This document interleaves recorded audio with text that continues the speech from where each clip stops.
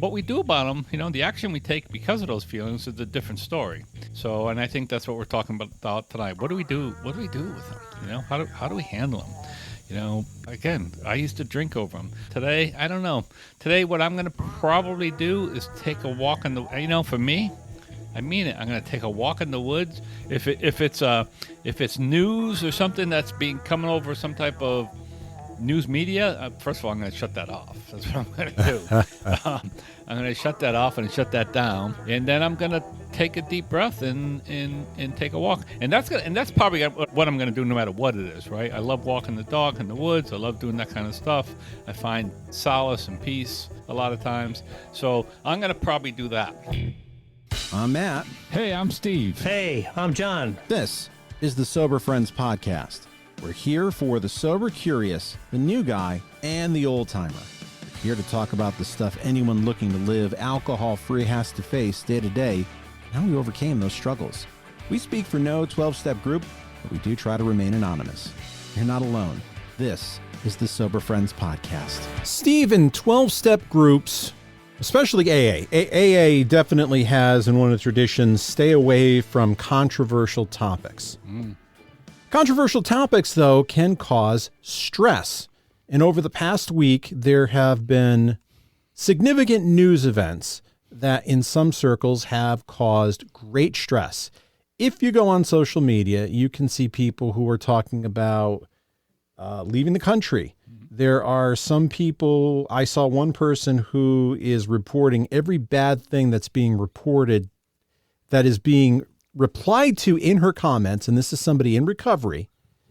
She is finding who those people are and has reached out to each one of their employers to tell them what they said, which to me is a little much. Yeah. Now, I would want to typically stay away from controversial topics. You put two and two together.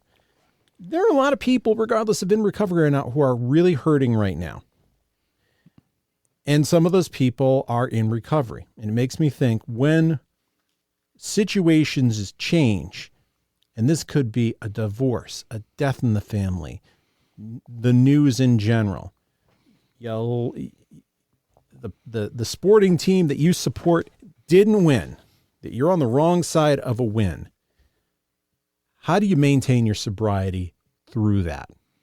Because I think if you look at the news and you were unhappy with the news, that can tie into the same feelings of I broke up with my girlfriend, I got a divorce, I lost a parent, I didn't get a job, I got fired, I got laid off, and it feels as though the whole world has crashed down. And I see people online saying, well, I'm going to go get good and drunk now. Well, I don't have that option. Right. I got to find a way to stay sober. What can we give people out there who might be hurting for any number of reasons, that hope and that encouragement that the wreckage of the future is not what you think it is? Hey, Matt, it's good to be here with you.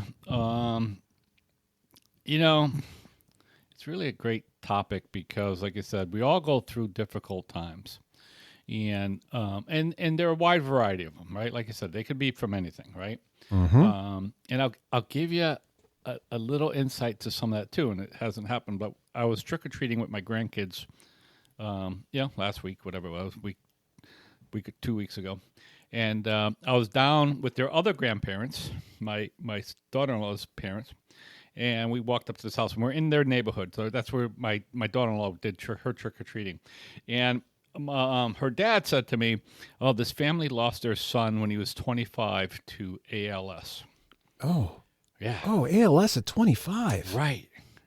Wow. And I said, his name is Jim. I said, Jim, if I make it to the end and I don't have to bury a child, a grandchild, I'll feel like I won.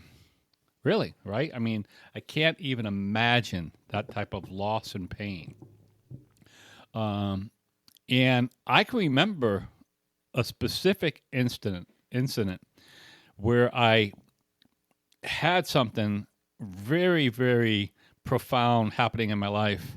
And I can remember standing there talking to this other person and saying, I need a drink, right? I mean, that's what I did, right? I drank. I need a drink. And they looked at me. This person wasn't an alcoholic. And they said, Why would you say that?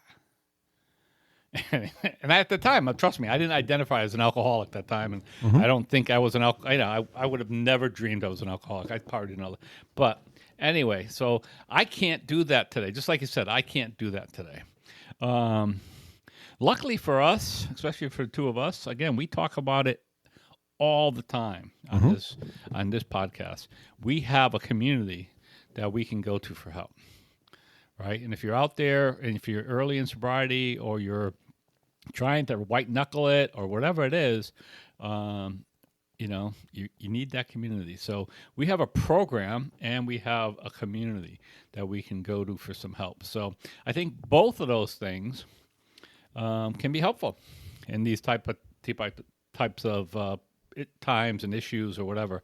The big one is there's some social media stuff, and the easiest thing, right? Some of it's harder, but somebody posted a comment on something that I had said, like live and let live, and I mean that's part of it, right? You do. Certainly, I know enough people in the rooms and in sobriety that they really do. I really watch these people, and they're like, first of all, they're not involved in day-to-day stuff, right? They don't read news. Nobody reads newspapers anymore. They don't even watch news anymore, so they're not in tune to some of the stuff that's happening. They really aren't. That's the truth. They really aren't in touch with some of the stuff that's going on. But it's beyond that. Like I said, it's losing a job. It's the death of a child or a grandchild, right. A divorce. Finding out your significant other or your spouse was unfaithful. Like there's a whole litany of things that certainly for me, when I was drinking, I would have drank over them. Right? I would have drank over these things for sure. And today I don't have that option. So I do have to find other things to do. Way back when Catfish Hunter had ALS, I was crying to my mother that somebody broke up with me. And she said, basically, feel better. Look at what Catfish Hunter is going through, which is nothing like what you're going through. And that's sympathy over empathy. If you haven't had something as bad as losing a 25-year-old son for ALS, one is no worse or better than the other.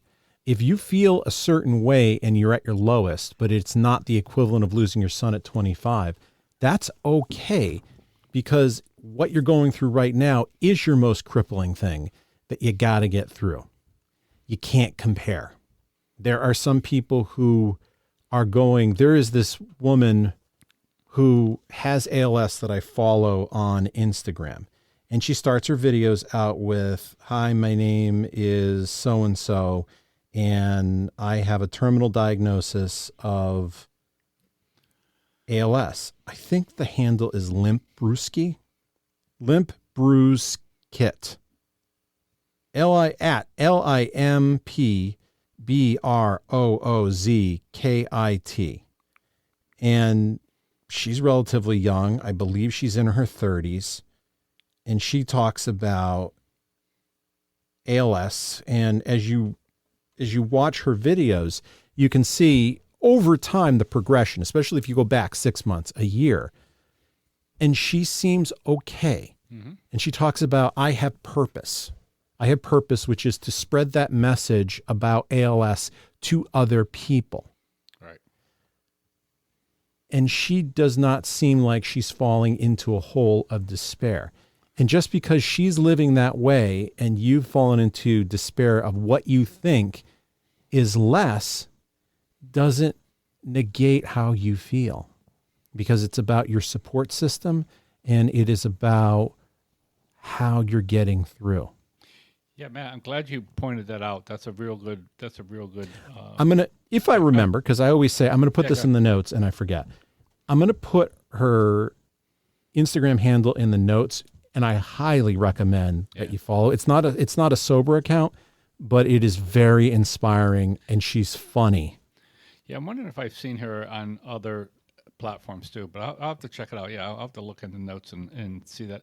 But I'm glad you pointed it out, because you're right. I mean, I don't want people to think that, I haven't had something like ALS or a child death or anything like that, so therefore I have nothing to complain about.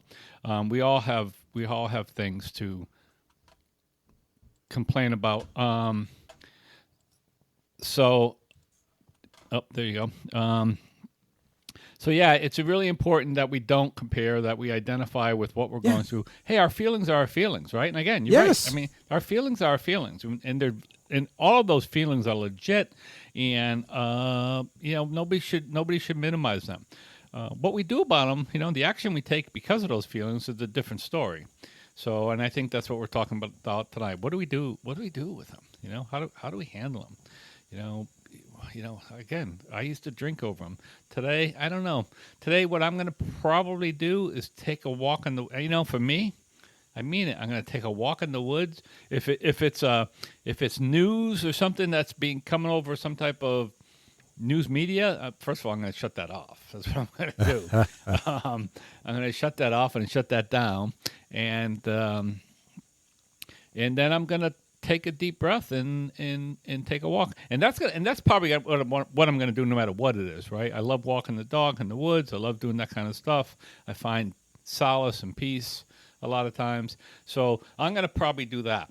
The other thing I do if I'm doing it, and you're doing a lot of this now, when I used to get stressed out or I used to get bad news or something like that, and I would really feel uneasy, I'd go to the gym and work out. Yeah, I would. Like that used to be a big thing for me. Like I need to really. And a lot of times, if I'm feeling that way, right, I could get a good workout in because I've really got all this adrenaline in there or whatever it is. And, like, I can go there and sort of really push myself to sort of make myself exhausted, right, physically. And that a lot of times that would help me, get over the hump of something like that. So, there's a lot of different things that we could try. I don't know. For me, being AA, it's going to meetings. And it's talking to another alcoholic. That's how I'm going to deal with it, and usually that'll get me enough relief that I'm not worried about picking up a drink.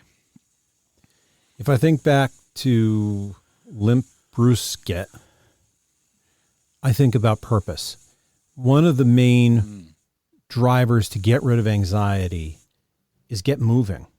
Now, get moving could be walks with the dogs, going to the gym, having a routine. One of them is if there's something that you don't like, what action can you take that positively impacts that? I think taking action is one of the things for me that makes me feel more in control. If you are stuck in your thoughts and you are sober, finding a commitment somewhere is a great way to get busy. What's great about that is somewhere is always looking for a commitment. We had somebody once that asked if we had a door greeter at our Monday night meeting, which we don't. And she said, "Do you mind if I'm the door greeter for this month?" Mm-hmm. No, that's a great idea. Right. There is always something that you can volunteer at a group or a GSR, at a district or an area level, and it doesn't even have to be huge, that you can do. You can come to your meeting and bake cookies, and nobody will ever say no. Right. You said something very, another great thing there is to have a purpose, right? Yeah. And even if to have sort of a purposeful goal, at least, right? I talked about it, and this is the other thing. When I've been doing some searching, we were talking before. I spoke at a meeting, an Al-Anon meeting. I was the AA speaker of that night, and it gave me some time to reflect on how I behaved and all that when I was drinking. I've said before that I'm older, and I've said I want to be useful. That's what I want to be, is useful. Mm-hmm. As much as possible to everyone, not just to people in recovery, but to everyone. And we talked a little bit. I had my grandkids just for an overnight, but about 36 hours, which is pretty long enough to having a 3-year-old and a 2-year-old, not even 2-year-old. But I started thinking about, what am I doing with my life right now, right? Mm-hmm. And I started thinking about it, right? I do, and again, this is not a pat on the back or anything. This is just me analyzing what I'm doing right now. I volunteer at a small thing. I volunteer about 6 or 7 hours a week, maybe a little bit more here and there, and then I one of the other things I love to do is I give blood, and recently I gave platelets. I don't know if anybody knows about giving platelets, but Pheresis. yeah, they hook you up to a machine, and you basically sit there for almost 2 hours while they do it. So it's a big commitment, and then you don't But get it's paid. so needed. It is, and I trust me. I did it once, and my phone, because you could do platelets. You do that, they're every going to 2 bother you weeks. forever. Every 2 weeks you could do it too. Yes. Not like blood, where you can only do it every 8 weeks, right? So anyway, and I do that, and then I do a lot of work in recovery, right? I help people out. I take commitments, like we talked about. I do all that, and like those three things align. Those three things align with how I want to live my life, right? They give me purpose. And my wife just said to me just a couple of weeks ago, she's like, hey, the next person that asks you to come up and they want you to do something for them, I want you to say no. And I went, no, no, I'm not going to say no. Like, this is what I want to be doing. Like, I want to be doing this stuff, Like, I don't want to be sitting around doing nothing. So having purpose is a big thing. And for me, it's been very important for the last week. It has. But like I got up and, I had things to do. I had people to take care of. I had a speaking commitment. Like I said, I had a speaking commitment Thursday.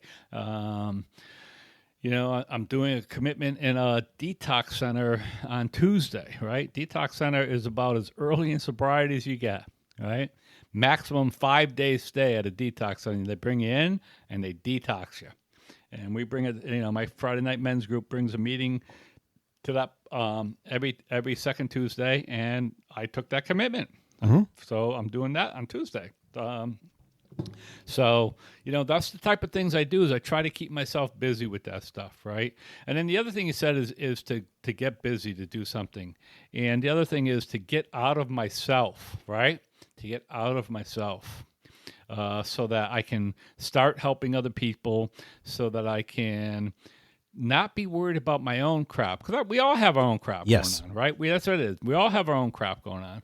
And if I can get out there and start doing other things and involve other people and try to make other people's lives easier or better, then I'm less likely to be focused on what's happening in my life. Not that I want to ignore it, but I don't have to dwell on it, and I don't have to really sit there and mire in anything like that. So that's another thing that I try to do.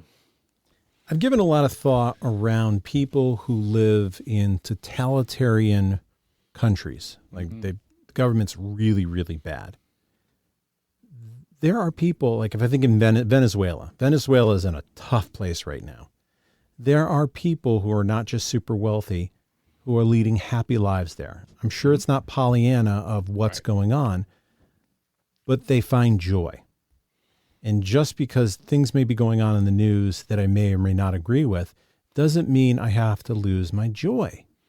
That if I am, to me, that tells me something's off balance. Right. Even if all of my worst fears come true, there are still things within my sphere of influence that I can be happy about. And I've given lots of thought about that to get a different perspective.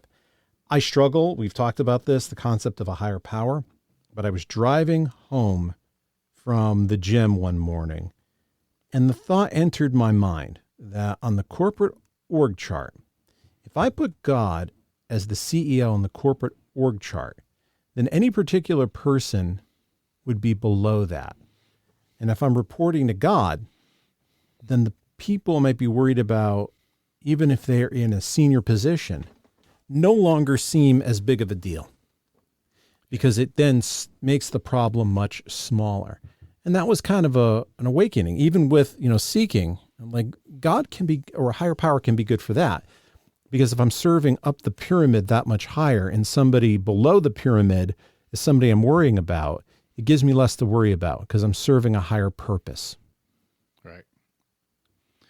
Yeah, I mean, that's a great perspective. That's a great analogy to look at it that way.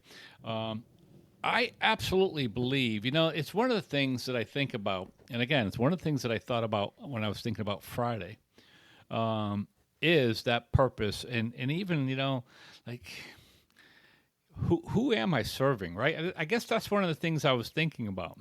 Like, who am I serving? And we talked a little bit about this. Like, I got into this whole thing about decision making. Mm-hmm. Like, and how am I making my decisions? And that was the question I was having. Like, what's driving my decision making, right? And it's a little bit like what you just said about a CEO. It's like, and listen, I struggle with my higher power too, but if my purpose in life is to make other people make life easier for other people, then that's how my decisions should be made, right? I mean, I should be making my decisions based upon that. So, the big book tells us if you're a Christian, one of the things I thought about was, and I looked it up. I had to look it up, and I knew it. I knew the story, but the Pharisees questioned Jesus in the Bible, and they asked about whether, basically, they were trying to trick Jesus, and they asked about paying taxes to Caesar, right? And Jesus said, give unto Caesar what belongs to Caesar, and give unto God what belongs to God. And again, like, if I'm trying to make this ideal, not that, because I don't identify as a Christian, but something in that vein, then I have to think about that. And if I'm doing that, then I have a purpose that's bigger, right? That's what I have. I have a purpose that's bigger, and I do think it'll help me through some of this stuff because, some of the news has been shitty, if you will, and has been uncomfortable. But if my purpose is bigger, then it's not that big of a deal. Like I said, it's not that big of a deal. And we'll get through it. I'm really focusing on leading with love and empathy. And I don't know if I'm perfect with this, but I really want to live the rest of my life thinking about what can I do better for somebody else? Yeah. How can I avoid hurting somebody, or how can I serve somebody? How can I listen more than I'm talking? And maybe I only change the life of one person, but if I do that, maybe that other person does the same. And you can affect a lot of positive change if everybody committed to, I want to do something better for somebody else or some other people. And you end up feeling really good when you do that. I do. When I've done something nice for somebody else, I feel better. If I get a compliment from somebody of, hey, you said this to me and it made me feel a lot better, that's a great compliment. It makes me feel a lot better. So when you are in crappy times and you know other people are having a hard time of it, reaching out and asking and saying, how you doing? I just would like to listen. It's helpful. We have a listener in the western part of North Carolina where Helene hit. She reached out to me to speak at a meeting, and I did, and I've kind of stayed in contact with her. And her area just got bulldozed by Helene. And we don't talk about that hurricane now because it happened in September. It's still not great. No. It's a bad situation there. Nobody talks about it. Oh, yeah. And I'm concerned for her. And she's staying sober. Yeah. Yeah, devastating. I mean, that's a great point, right? Again, now, don't think, don't compare. Don't think that, I haven't had anything that bad happen. But you're absolutely right. Like, that's a devastating, life-changing event. Right, you could live in this beautiful area. It's beautiful out there in the mountains, Asheville, all these things, just gorgeous, gorgeous area, and it's been changed. Physically, it's been changed forever, probably.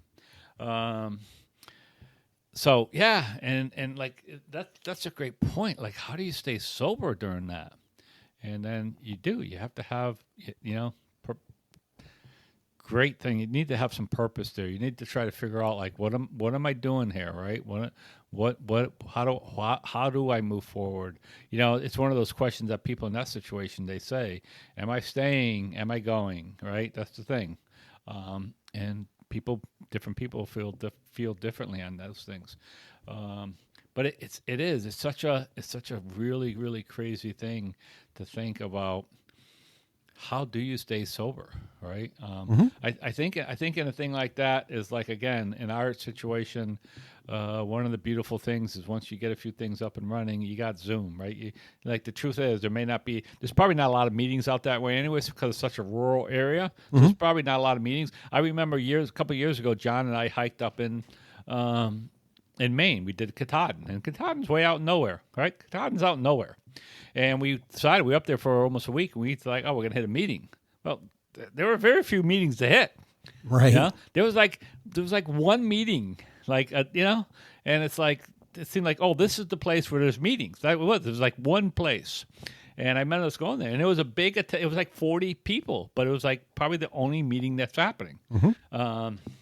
So, that's the thing that happens up there is like you can get isolated. You can get isolated. And if you're not careful, man, this disease is sneaky. Listen, we got guys, I know at least 3 guys, maybe 4 guys, who right now have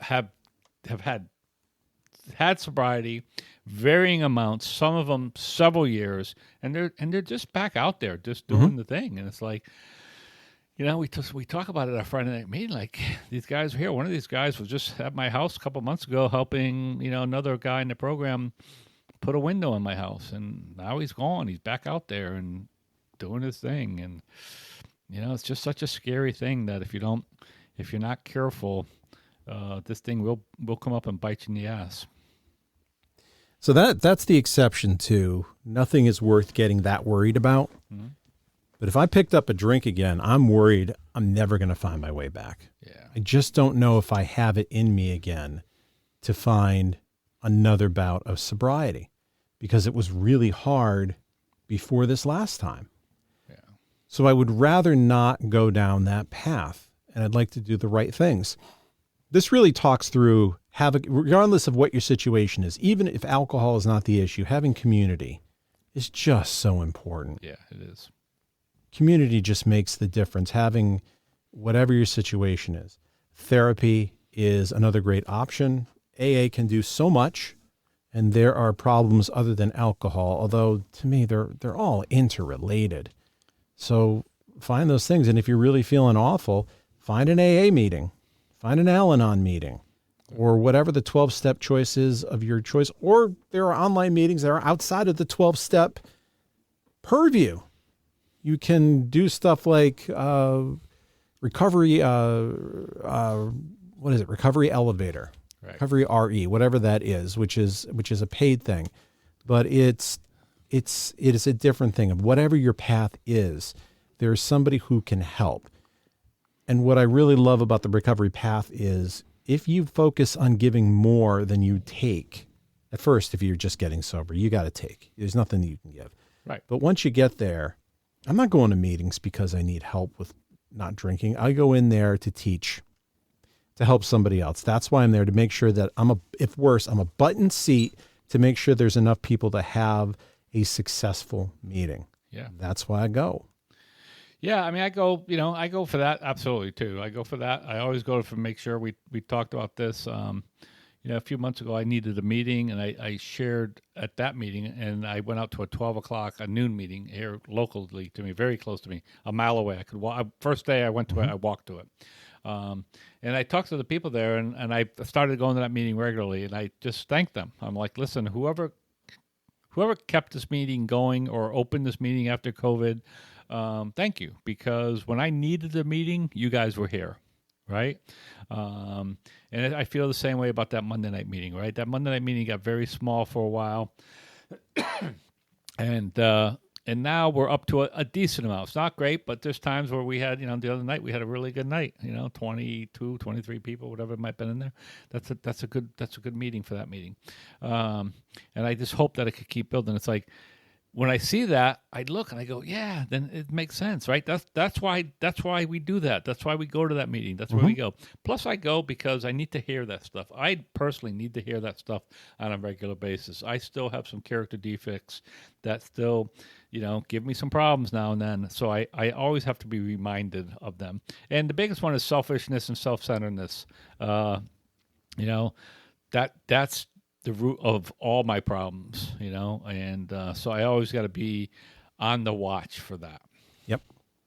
Yeah, being an angry prick is one of mine. Yeah. I'm realizing, so I got to work on that. Yeah. And I'm a person of habit. I can go to that Monday meeting because I've been going. The moment I stop going regularly, it's going to be tough for me to go back again because Right. I've created a new habit, which is my other problem. Is recreating new habits is harder than maintaining them. Yeah. I started working out just this week, right? You did it, Yay! right? Right. So you know how hard it is once you start working out, how sore you feel. And it's like, yeah. And like I said, to get back into that habit again, like for me, all I got to do is go down to my basement. I have a nice little setup down there that I could really exercise. And it's like, yeah. And it was like starting that new habit, just like I said, once you get out of it, that's the perfect thing. And it's like anything else. So I really need to do it. I missed it today, and I knew I wasn't going to get it in today with the kids. But tomorrow I will. Tomorrow I'll head back down there. I'll get it because I'm just starting to feel like I'm not as sore, right? It was when I first started. I could actually move a little bit. So, listen, it's what it is. It's daily work. It's about improving, it's about improving our lifestyles. It's about improving our lives. So if we do that, then the lives of the people around us, the closest people, they'll be better too. Right? And that's what I want. It's like, that's why I said I took my grandkids, my daughter-in-law's birthday on Saturday. They just had a nice time without two kids dragging around, right? And it's like, I do that stuff so that they can enjoy themselves, so that they could have a night for themselves without worrying about it, And that's why I'm going to keep on doing it for as long as I can. And those kids will remember it at some level. It will be that experience. Yeah, they will. I would love to hear what you think. You have to have gone through something tough where it felt like all was lost. What was it? What did you do to get through it? When did it not work out? Or when does I went through it and I found my way through and things are fine? Because in the end, for the most part, things turn out okay. It may not be the way you want it to turn out. And that doesn't necessarily mean that's the outcome that you need to have, but it tends to work out in some way. You can always email matt@soberfriendspod.com or on Instagram @soberfriendspod. And if you want to stay connected, I'd love for you to go to soberfriendspod.com and join up for the newsletter. There's no cost. We'll send you out something once a week, no more than once a week, where I kind of write a little article that is around the topic that we talk about on the podcast. Steve, go get some rest now, man. You had a busy weekend. I did. Going to take a shower, relax, and watch my Lions play a little football tonight. And there we go. Not sure how much of that game I'll get in, but I'll watch a little bit before I go to bed. Well, I hope everybody has a great week, and see you next time. Bye, everybody. You made it this far into the podcast. That tells me you're a pretty big fan. If you like what we do and you find value in the podcast, consider a donation at buymeacoffee.com/soberfriendspod. Your donation keeps us on the air to help out the new guy and helps us defray some of our costs. If you find value in our podcast, please consider a donation at buymeacoffee.com/soberfriendspod.